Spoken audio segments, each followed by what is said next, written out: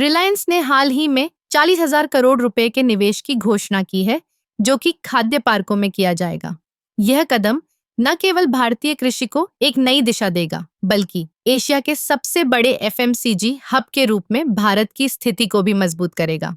आप सोच रहे होंगे, खाद्य पार्क आखिर होते क्या हैं? ये ऐसे विशेष क्षेत्र हैं जहां कृषि उत्पादों को प्रोसेस किया जाता है, पैकेज किया जाता है और फिर बाजार में बेचा जाता है। इससे किसानों को सीधे लाभ होता है, क्योंकि उनके उत्पादों को बेहतर मूल्य मिलता है। इसके अलावा यह रोजगार के अवसर भी पैदा करता है। रिलायंस का यह निवेश कृषि क्षेत्र में एक क्रांति लाने की क्षमता रखता है। जब हम बात करते हैं एफएमसीजी की, तो यह केवल खाद्य उत्पादों तक सीमित नहीं है। इसमें व्यक्तिगत देखभाल, घरेलू उत्पाद और अन्य उपभोक्ता वस्तुएं भी शामिल हैं।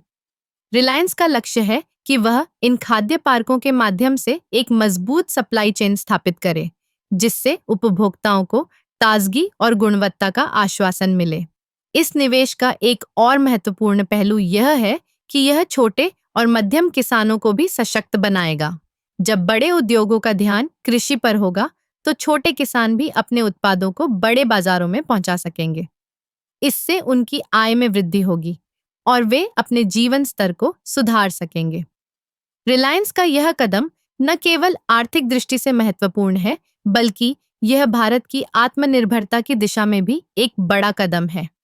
जब हम अपने खाद्य उत्पादों को खुद प्रोसेस करेंगे और उन्हें बाजार में बेचेंगे, तो हमें आयात पर निर्भर नहीं रहना पड़ेगा। इसके अलावा यह निवेश पर्यावरण के अनुकूल भी हो सकता है। रिलायंस ने यह सुनिश्चित करने का वादा किया है कि खाद्य पार्कों में स्थायी कृषि पद्धतियों को अपनाया जाएगा।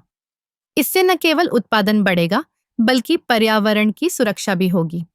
इस प्रकार रिलायंस का 40,000 करोड़ रुपए का निवेश खाद्य पार्कों में एक नई शुरुआत है।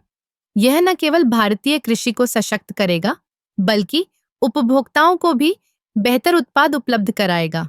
यह एक ऐसा कदम है जो हमें एक नई दिशा में ले जाएगा, जहां हम न केवल अपने देश के लिए, बल्कि पूरी दुनिया के लिए खाद्य सुरक्षा सुनिश्चित कर सकेंगे।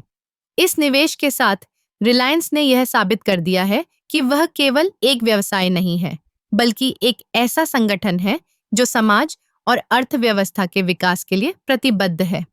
यह समय है जब हम इस परिवर्तन का हिस्सा बने और अपने देश को एक नई ऊंचाई पर ले जाएं।